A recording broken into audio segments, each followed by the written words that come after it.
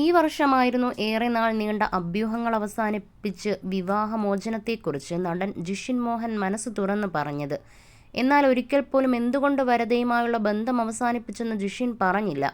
ഒരു കാലത്തും താൻ അത് പറയില്ലെന്ന് പറയുകയാണ് ജിഷിൻ. അതേസമയം വിവാഹമോചനത്തിന് ശേഷം തൻ്റെ മുൻ ഭാര്യയായ വരദ തന്നെക്കുറിച്ച് വളരെ മോശമായി പറഞ്ഞു നടക്കുന്നതായി താൻ അറിഞ്ഞെന്നും ജിഷിൻ പറഞ്ഞു.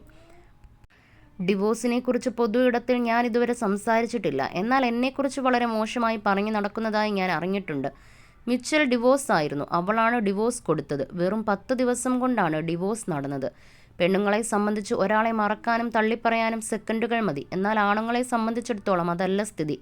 അവർ അതിൽ നിന്നും പുറത്തു കടക്കാൻ വളരെയധികം സമയമെടുക്കും. സ്ത്രീകൾക്ക് സഹനശക്തി കൂടുതലാണ്. ആണുങ്ങൾ കരയരുതെന്ന് ചിന്തിച്ച ആളാണ് ഞാൻ. എന്നാൽ അങ്ങനെയല്ലെന്ന് എന്നെ പഠിപ്പിച്ചത് അമേയാണ്. കരയുക എന്നതൊരു ഫീലിംഗ് പ്രോസസ്സ് മാത്രമാണ്. ആണുങ്ങൾ പ്രാക്ടിക്കലായി ചിന്തിക്കും. അവരുടെ ബ്രെയിനാണ് പ്രവർത്തിക്കുക. മറിച്ച് സ്ത്രീകൾ വൈകാരികമായിരിക്കും. അവർ ഹൃദയം ഉപയോഗിച്ചാണ് ചിന്തിക്കുകയെന്ന് അവൾ പറഞ്ഞിട്ടുണ്ട്. കരയുന്നില്ല എന്ന് വെച്ച് ആണുങ്ങളാവുന്നില്ല. ആത്മഹത്യയ്ക്ക് ശ്രമിച്ച ഒരാളാണ് ഞാൻ. ഫ്രസ്ട്രേഷനൊക്കെ ഉണ്ടായപ്പോൾ ഫാനിൽ കയറിട്ട് മരിക്കാൻ ആലോചിച്ചിട്ടുണ്ടെന്നും ജിഷിൻ പറയുന്നു. താൻ കഴുത്തിൽ ധരിച്ചിരിക്കുന്ന എ എന്ന ലോക്കറ്റോട് കൂടിയ മാല തനിക്ക് അമേയെ സമ്മാനിച്ചതാണെന്നും ജിഷിൻ പറഞ്ഞു. ഒരു തവണ എന്നോട് ചോദിച്ചു, ഞാനൊരു സാധനം തന്നാൽ വാങ്ങിക്കുമോ എന്ന്. ഒന്ന് എ എന്നും മറ്റൊന്ന് ഓം എന്നും എഴുതിയ ലോക്കറ്റുള്ള മാലകളാണ്. മറ്റൊന്നും ഞാൻ ആലോചിച്ചില്ല. എ എന്നുള്ളതാണ് എനിക്കിഷ്ടമായത്. മാല എന്തായാലും ഇടണമെന്നും അവൾ പറഞ്ഞു. അങ്ങനെ ഇട്ടതാണ്. അവൾ എനിക്ക് കിട്ടിയ താലിയാണ് ഇതെന്ന് വേണമെങ്കിൽ പറയാമെന്നും താരം പറയുന്നു.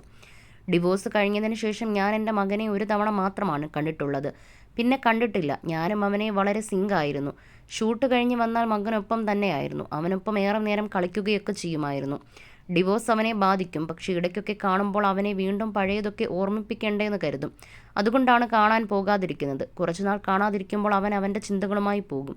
എൻ്റെ കൂടെ തനിച്ചു വിടാനുള്ള പ്രായം അവനായിട്ടില്ല. ഒറ്റയ്ക്കൊക്കെ വരാൻ പറ്റുന്ന പ്രായമാകുമ്പോൾ കാണുമായിരിക്കും. എനിക്ക് കുഞ്ഞിനെ കാണാൻ നിയമ തടസ്സങ്ങളൊന്നുമില്ല. എല്ലാവർക്കും കുടുംബം വർക്കാവണമെന്നില്ല എന്ന് വെച്ച് ഡിപ്രഷൻ അടിച്ചിരിക്കുകയല്ല വേണ്ടത്. നമ്മൾ നമ്മുടെ സന്തോഷങ്ങളുമായി മുന്നോട്ട് പോകണമെന്നും ജിഷിൻ പറയുന്നു.